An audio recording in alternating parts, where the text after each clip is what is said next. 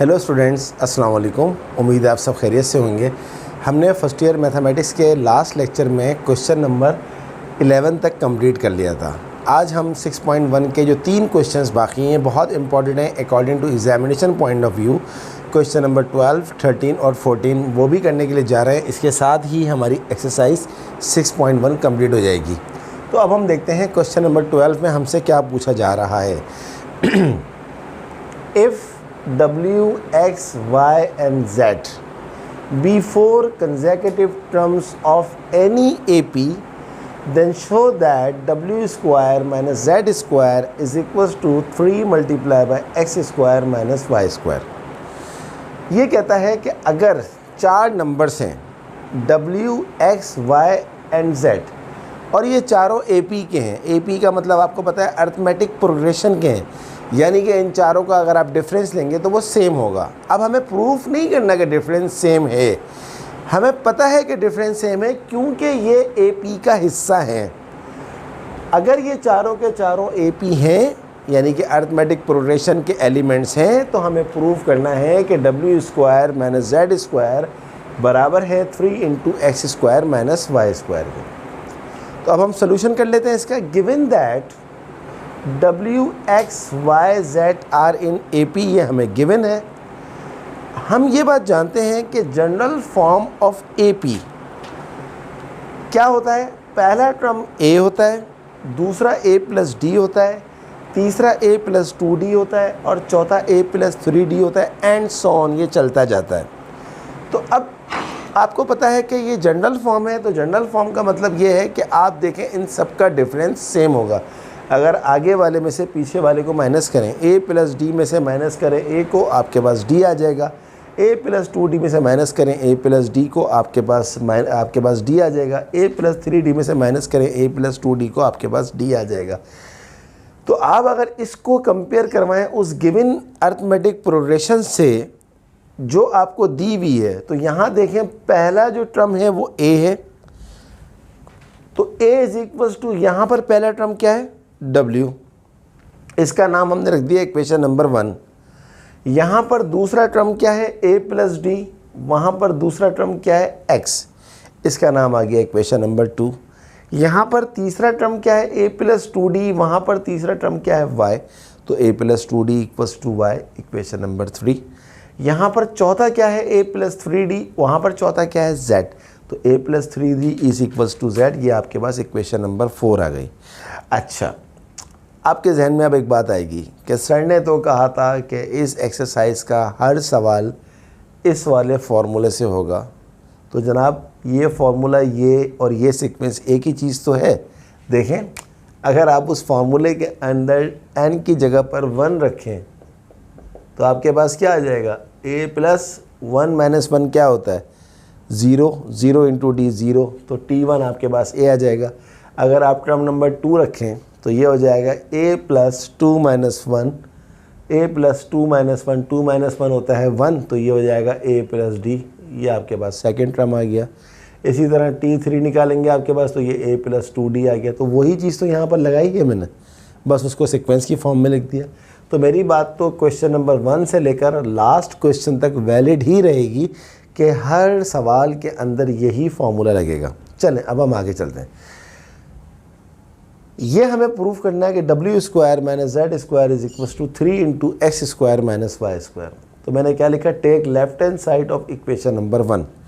Left hand side of equation number 1 क्या है, W square minus Z square.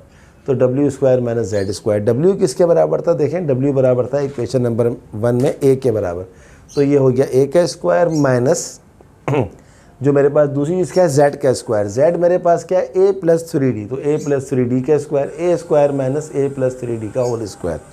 तो देखिए ये हो गया A square minus A plus 3D का होल स्क्वायर में A प्लस B के होल स्क्वायर के फॉर्मूले से एक्सपेंड कर रहा हूँ। A प्लस 3D का स्क्वायर क्या होता है, A square plus 2 3 6 6AD plus 3D का स्क्वायर 9D स्क्वायर, और इस माइनस की वजह से ये सारे माइनस हो गए। सही है जनाब, ये देखें ये माइनस का A स्क्वायर प्लस के A स्क्वायर से कट रहा है, तो W square minus Z square मेरे पास किसके बराबर आ गया, -6AD माइनस 9D स्क्वायर। इस इक्वेशन का नाम मैंने ए रख दिया था, इसका नाम मैं बी रख देता हूँ। अब हम ले रहे हैं राइट हैंड साइड के ऊपर take x square minus Y square.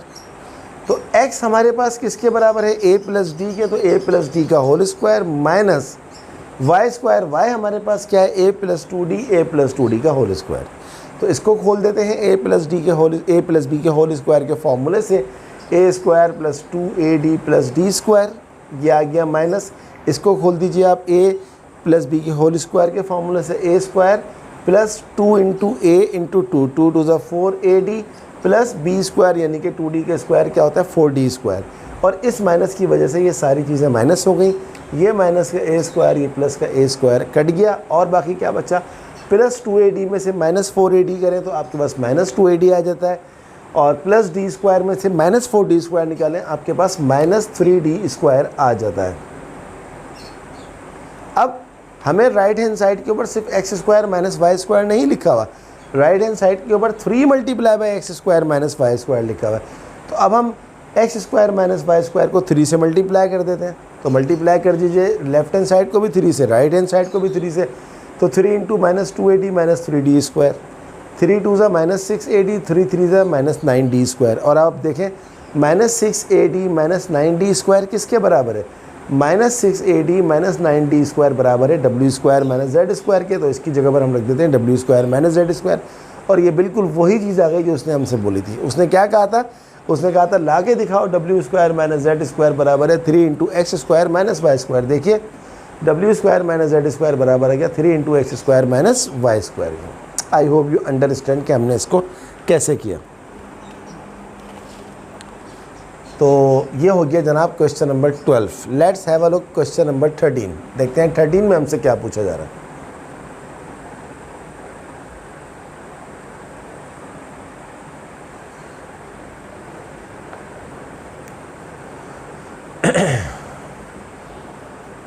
Question number 13,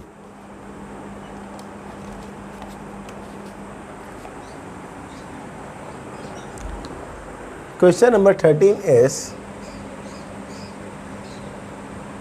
if BC P Q R are in AP, proof that B plus R is equals to C plus Q is equals to 2P। Solution. अब इस सवाल को देखिए, हमें क्या proof करना है, हमें प्रूफ ये करना है, सबसे पहले गिवन की बात करते हैं। गिवन दैट क्या है, solution, given that B C P Q R in AP। अब हमें ये प्रूफ करने की ज़रूरत नहीं है कि ये अरिथमेटिक प्रोग्रेशन है या नहीं है। जब उसने कहा है कि ये अरिथमेटिक प्रोग्रेशन है तो ये अरिथमेटिक प्रोग्रेशन है। ओके, तो अगर ये अरिथमेटिक प्रोग्रेशन है तो हम जानते हैं कि अरिथमेटिक प्रोग्रेशन या अरिथमेटिक सीक्वेंस एक ऐसी सीक्वेंस को बोलते हैं जिसमें डिफरेंस क्या होता है, सेम होता है। यानी कि हम कह सकते हैं this implies that C minus B इन सब का डिफरेंस सेम होगा।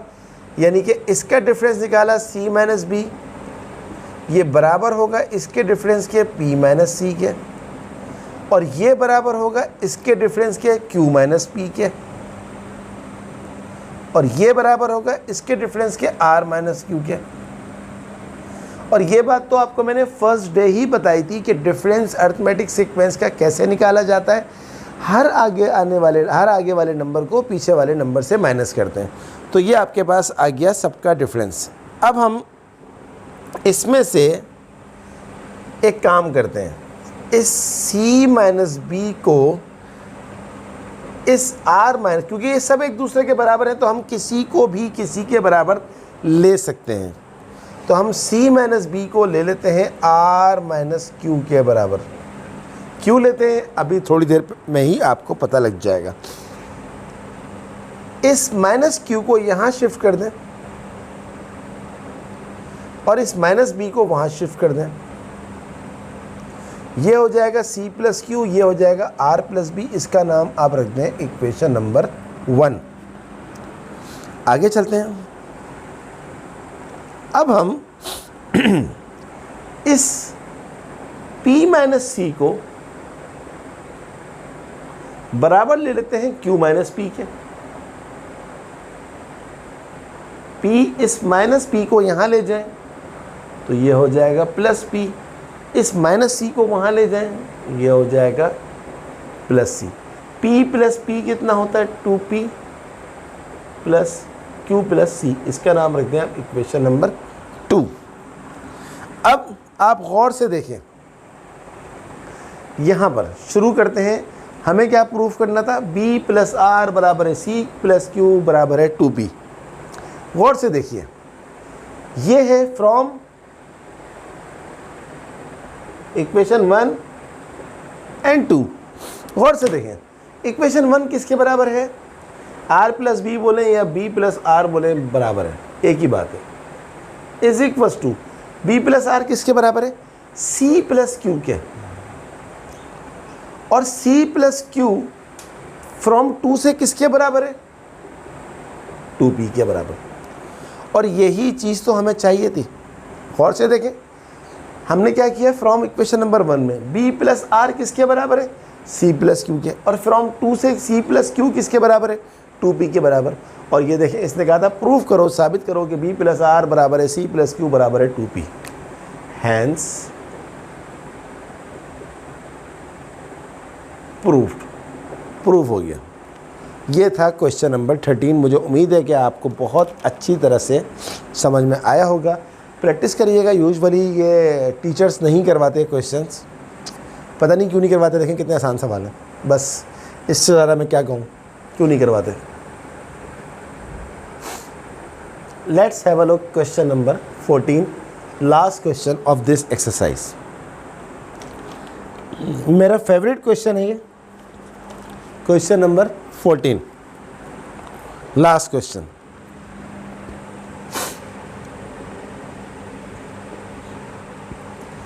If x, y and z be the pth, qth and rth terms of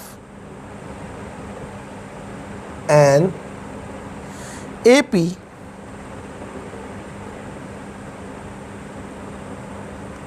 show that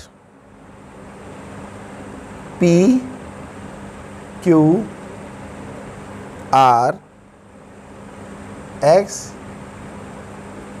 Y, Z 1, 1, 1 equals to 0। जिन स्टूडेंट ने चैप्टर नंबर 4 पढ़ा होगा डिटर्मिनेंट्स, उनको पता होगा कि how to find the determinant of order 3/3। सवाल ये है कि अगर x जो है वो pth टर्म हो, y जो है वो qth टर्म हो और z जो है वो rth टर्म हो AP की, तो आप साबित करें कि P, Q, R, X, Y, Z 1, 1, 1 का जो डिटर्मिनेंट है वो 0 के बराबर है। चलिए स्टार्ट करते हैं सॉल्यूशन। सबसे पहले हम देखते हैं, ये लिखा हुआ है pth टर्म, तो सबसे पहले हम निकालते हैं pth टर्म। किस फॉर्मूले से आएगी? वही उसी फॉर्मूले से, T P is equal to A plus P minus 1 into D. सही है जनाब। अब पीथ टर्म किसके बराबर है? खुद x के बराबर है। x is equal to A plus P minus 1 into D. इसका नाम रख दें आप इक्वेशन नंबर 1। सिमिलरली मैं अब डायरेक्ट लिख देता हूँ। अब टी पी की जगह पर हम निकालते हैं क्यूथ टर्म। तो क्यूथ टर्म क्या हो जाएगी? सिंपल a प्लस एन की जगह पर क्या आ जाएगा? q minus 1 into D. और क्यूथ टर्म किसके बराबर है? y के बराबर। ये मैंने थोड़ा सा डायरेक्ट कर दिया, मगर मुझे पता है आप लोग बहुत अच्छे स्टूडेंट्स हैं, आपको समझ में आ गया होगा। सिमिलरली तीसरी क्या है? आर्थ टर्म, यानी कि आप r लगा दें n की जगह पर, ये हो जाएगा r माइनस 1 इंटू डी। और आर्थ टर्म किसके बराबर है? z के बराबर। इसका नाम रख दें हम इक्वेशन नंबर 3। यहाँ तक हम पहुँच गए, पीथ टर्म, क्यूथ टर्म और आर्थ टर्म। अब हम अगला काम करेंगे। अब हम यहाँ से इक्वेशन नंबर 1 लेंगे। सबसे पहले take equation number 1। Equation number 1 हमारे पास क्या है? x is equals to a plus P minus 1 into D. इसको सिंप्लीफाई करके इन टर्म्स ऑफ p की फॉर्म में ले आए तो ये हो जाएगा x माइनस ए, यहाँ आन के माइनस हो गया, is equals to p into D, P D और माइनस डी। तो ये हो जाएगा x minus A minus D, यहाँ आ जाएगा प्लस डी। और ये वाला p मल्टीप्लाई डी मल्टीप्लाई हो रहा है, चले मिलके लिख देते हैं, ये आ गया। यहाँ d मल्टीप्लाई हो रहा है, उस साइड पर जाके क्या हो जाएगा? डिवाइड हो जाएगा। ये आपके पास आ गई p की वैल्यू। इसका नाम रख दें इक्वेशन नंबर 4। अब बिल्कुल इसी तरह आपने इक्वेशन नंबर 2 लेनी है, उससे आपको q अलग करना है। इसी तरह आपको इक्वेशन नंबर 3 लेनी है, उसमें से आपको r अलग करना है। तो मैं यहाँ पर डायरेक्ट लिख रहा हूँ, सिमिलरली अगर यहाँ पर x minus A plus D upon D P के लिए आ रहा है, तो इसके लिए क्या आएगा आप समझ जाएं। x की जगह पर सिंपल क्या आ जाएगा? y माइनस ए, बाकी सब कुछ उसी तरह रहेगा। और यहाँ क्या आ जाएगा? q। इसका नाम रख दें आप इक्वेशन नंबर 5। इसी तरह इसमें से आपको अलग करना है r को। अब सिर्फ y की जगह पर क्या आ जाएगा? r, बाकी सब ऐसे ही रहेगा, देखिए। और यहाँ पर हमारे पास आ जाएगा r। I hope you understand. Sorry, r नहीं आएगा, z आएगा। r को तो हमने अलग कर दिया। ये आ गई इक्वेशन नंबर 6। तो जिस तरह मैंने इक्वेशन नंबर 1 को लिया था, उसको सेटिंग करके p को अलग कर दिया, आपने इक्वेशन नंबर 2 को लेना है, उसको सेटिंग करके q को अलग कर देंगे। फिर इक्वेशन नंबर 3 को लेना है, उसकी सेटिंग करके r को अलग कर देंगे। मुझे उम्मीद है कि ये बात आपको समझ में आ गई होगी। अब हम आते हैं अपने मेन पार्ट की तरफ। हमें तो इसको 0 के बराबर लाना है। तो p की जगह पर हम रखेंगे अब p की वैल्यू। p की वैल्यू हमारे पास क्या है? फ्रॉम इक्वेशन नंबर 4 p का वैल्यू है हमारे पास x minus A plus D upon D. नीचे क्या लिखा हुआ है? x, ऐसे ही लिखेंगे x। नीचे क्या लिखा हुआ है इसके? 1, ऐसे ही लिख देंगे 1। अब आते हैं q की तरफ। q का वैल्यू हमारे पास क्या है? y minus A plus D. इसके नीचे क्या लिखा हुआ है? y लिख दिया। इसके नीचे क्या लिखा हुआ है? 1 लिख दिया। अब आते हैं तीसरे के ऊपर, r किसके बराबर है? z minus A plus D. अच्छा सॉरी, इसका मैं अपॉन वाला d लिखना भूल गया था। इसके नीचे भी d आ रहा है, देखना तीनों के नीचे d आ रहा है, q वाले में भी और r वाले में भी। इसके नीचे क्या लिखा हुआ है? z। और इसके नीचे क्या लिखा हुआ है? 1। और इस पूरे का डिटर्मिनेंट का आपने साइन लगा दिया। अब स्टूडेंट्स, हमने इस डिटर्मिनेंट का आंसर जो है वो 0 ला के दिखाना है। तो अब आपको डिटर्मिनेंट की प्रॉपर्टीज़ की मदद से इसका आंसर 0 ला के दिखाना है। अगर आप इसका डायरेक्ट डिटर्मिनेंट निकालेंगे तो वो बहुत लंबा हो जाएगा। मैं प्रॉपर्टीज़ की मदद से निकालता हूँ। ये है कॉलम 1, या लिख देता हूँ ऊपर कॉलम 1, ये है कॉलम 2, ये है कॉलम 3। अगर मैं यहाँ पर दो ऑपरेशन करूँ, C1 में से C2 माइनस कर दूँ और C2 में से C3 माइनस कर दूँ, क्या मतलब है? C1 मेरे पास ऐसे ही आ जाएगा, x minus A plus D upon D, नीचे x नीचे 1। अब इसमें से इसको माइनस करना है तो कैसे लिखेंगे हम? x minus A plus D upon D minus ये पूरा का पूरा ऐसे ही आ जाएगा, y minus A plus D upon D, और इसके नीचे जो लिखा हुआ है y, ये क्या हो जाएगा? x माइनस वाई, और 1 माइनस 1 क्या होता है? 0, यानी कि इस कॉलम माइनस ये कॉलम। अब हम आगे बढ़ते हैं। अब हम C2 में से C3 निकालना है, तो अब क्या हो जाएगा? ये y minus A plus D upon D minus z minus A plus D upon D. देखते हैं कि ये क्या हमारे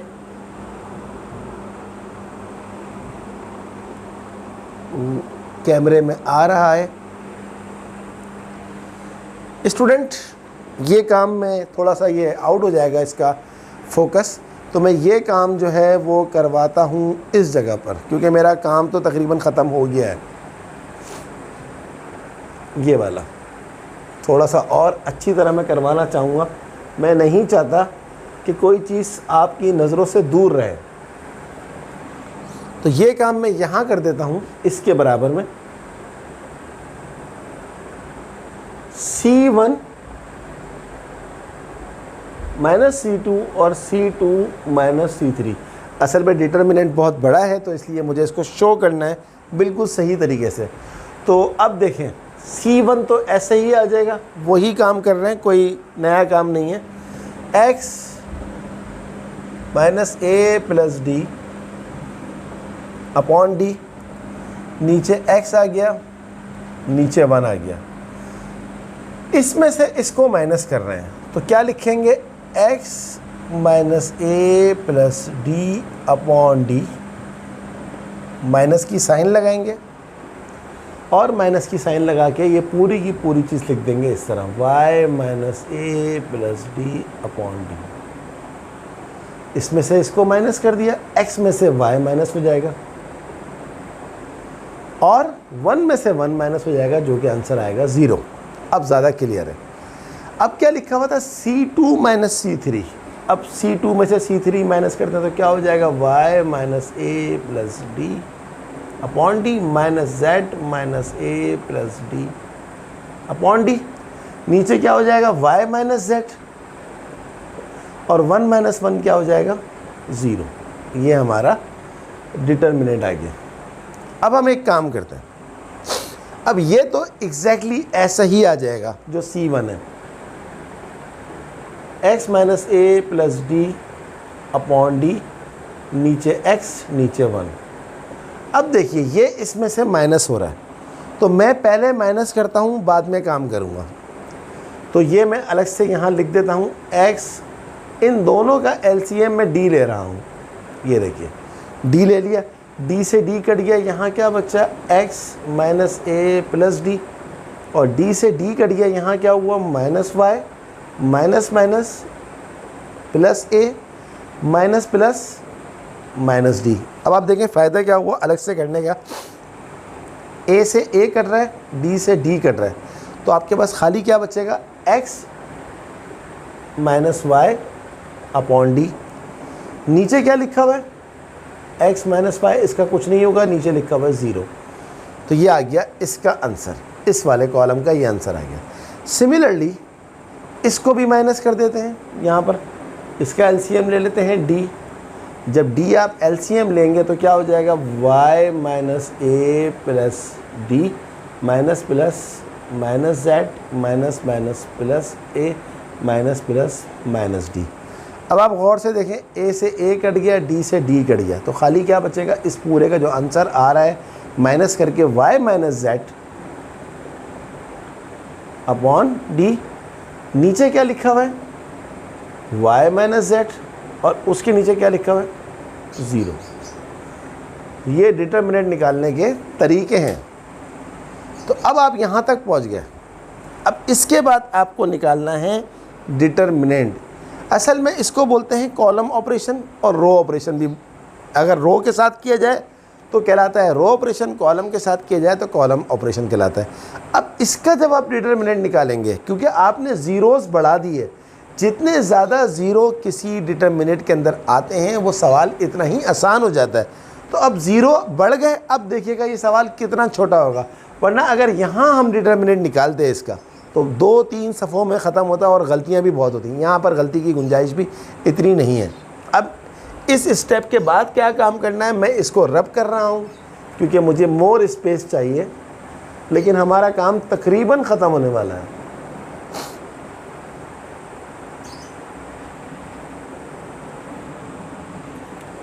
ये हम अलग से, ये हमारे को इसका डिटर्मिनेंट निकालना। अब डिटर्मिनेंट निकलता किस तरह है, सबसे पहले आप जानते हैं पहले नंबर को बाहर लिया जाता है। पहला नंबर हमारे पास क्या है, x minus A plus D upon D. जब पहला नंबर बाहर निकाला जाता है तो पहले हम भूल जाते हैं किसको, रो को, और पहले कॉलम को भूल जाते हैं। x माइनस वाई को इससे मल्टीप्लाई करेंगे, 0 को इससे मल्टीप्लाई करेंगे। x माइनस वाई इंटू 0 क्या हो जाएगा, 0 हो जाएगा। देखें ये फ़ायदा हुआ 0 लाने का। और इसको इससे मल्टीप्लाई करेंगे, 0 को जब y माइनस जेड से मल्टीप्लाई करेंगे तो आंसर आ जाएगा 0। पहला नंबर आता है प्लस में। अब हम दूसरा नंबर लेंगे। दूसरा नंबर क्या है, x minus y upon D. अब हम लगाएंगे माइनस की sign, x minus y upon D, bracket खोलेंगे। अब जब दूसरा नंबर आ गया इसको हम मिटा देते हैं ताकि आपको कन्फ्यूजन ना रहे। अब ये पहली रो गायब हो जाएगी और ये वाला दूसरा कॉलम गायब हो जाएगा। x को मल्टीप्लाई करेंगे 0 से तो 0 आ जाएगा, और 1 को मल्टीप्लाई करेंगे y माइनस जेड से तो माइनस वाई प्लस जेड, क्योंकि इस वाले माइनस ने इन दोनों के साइन को चेंज कर दिया। यह आ गया, पहला आ गया प्लस के साइन के साथ, दूसरा आ गया माइनस के साइन के साथ, तीसरा। अब हम तीसरा लेंगे। तीसरा हमारे पास क्या है, y प्लस के साथ लेंगे y minus Z upon D, bracket open. अब ये वाला गायब हो गया और ये वाला गायब हो गया। 0 इंटू एक्स ये आ गया 0, और minus 1 into x minus y हो जाएगा माइनस एक्स प्लस वाई, क्योंकि इस वाले माइनस ने इन दोनों की साइन को चेंज कर दिया। यहाँ तक हम पहुँच गए। अब इसके बाद ये पूरी की पूरी चीज़ 0 माइनस 0 0, जब कोई पूरी की पूरी चीज़ 0 से मल्टीप्लाई हो गई तो यहाँ पर इस पूरे का आंसर आ गया 0। Minus x minus y D, 0 को ख़त्म कर दें, यहाँ आ जाएगा y minus y plus Z plus y minus Z upon D. 0 minus x plus y, 0 ख़त्म हो जाएगा x प्लस वाई। अब ये वाला 0 भी ख़त्म कर दें तो सिंपल रह जाएगा माइनस, और ये आप क्या करेंगे, इसको इस तरह लिख दीजिए माइनस एक्स, और देखिए ये माइनस लगाया तो इसकी वजह से क्या हो जाएगा minus x plus y upon D. Minus को आपने मल्टीप्लाई कर दिया, और एक काम करें इसको इस तरह कर दीजिए। देखिए मैं आपको फिर लिख के दिखा देता हूँ, minus into x minus x minus minus plus y, और इसको मल्टीप्लाई कर दें माइनस वाई प्लस जेड से, और अपॉन में डी लिखा हुआ है, ये ज़्यादा बेटर है। Similarly plus y minus Z को मल्टीप्लाई कर दीजिए माइनस एक्स प्लस वाई से, और हमारे पास नीचे क्या लिखा हुआ है, डी। बस अब हमारा काम तकरीबन एंड होने वाला है। थोड़ा बड़ा सवाल था लेकिन बहुत मज़े का था, बहुत अच्छी चीज़ें हमने यहाँ पर सीखी। मल्टीप्लाई करें, माइनस एक्स को माइनस वाई से करें तो ये हो जाएगा plus x y, minus x को जेड से करेंगे तो माइनस एक्स जेड, वाई को माइनस वाई से करेंगे माइनस वाई स्क्वायर, वाई को जेड से करेंगे वाई जेड। तो एलसीएम पूरे का ले लें डी, डी और डी का डी ले लें डायरेक्ट, और फिर प्लस ये आ जाएगा, वाई को एक्स से करेंगे माइनस एक्स वाई हो जाएगा plus minus minus x y, और y को y से करेंगे प्लस वाई स्क्वायर, z को इससे करेंगे minus minus plus X Z, और minus plus minus Y Z, यहाँ तक पहुँच गया।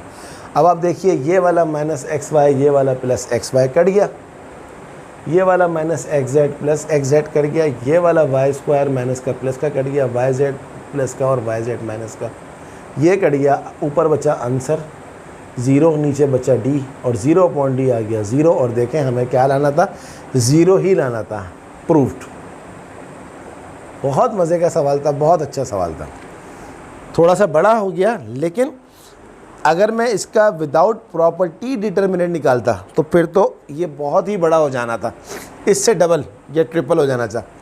तो आई hope you understand today's class. आज हमारी ये अर्थमेटिक सीक्वेंस की एक्सरसाइज 6.1 100% कंप्लीट हो गई है। अब हमने स्टार्ट करनी है अगले लेक्चर के अंदर अर्थमेटिक सीरीज़। ये था अर्थमेटिक सीक्वेंस। अब हम पढ़ेंगे अर्थमेटिक सीरीज़ 6.2 में, वो भी बहुत इंपॉर्टेंट एक्सरसाइज है, उसके भी हम सारे क्वेश्चंस करेंगे, बहुत अच्छी तरह आपको समझाएंगे। इन सवालों की अब आप ख़ुद प्रैक्टिस करें। आपने समझ लिए लेक्चर अच्छी तरह से, अब आप बग़ैर देखे ख़ुद लेक्चर्स देखें, और कोई मसला हो, कोई प्रॉब्लम हो तो कमेंट बॉक्स में मुझे बताइए, मैं आपकी ज़रूर हेल्प करूँगा। और स्टूडेंट काइंडली अगर अभी तक आपने मेरे चैनल को सब्सक्राइब नहीं किया, काइंडली उसको जल्द से जल्द सब्सक्राइब करें और मेरी वीडियोज़ को लाइक करें। बेल आइकन को सब्सक्राइब जब आप करें तो बेल आइकन को ज़रूर प्रेस करें कि जैसे ही मेरी वीडियो अपलोड होगी फ़ौरन आपको उसका नोटिफिकेशन मिल जाएगा। मेरी वीडियोस को लाइक करें और अपने तमाम दोस्तों को शेयर करें जो आपके कॉलेज में हैं और जो दूसरे कॉलेजेस में हैं, ताकि सबका फ़ायदा हो। ओके स्टूडेंट, अगली क्लास तक के लिए अल्लाह हाफ़िज़।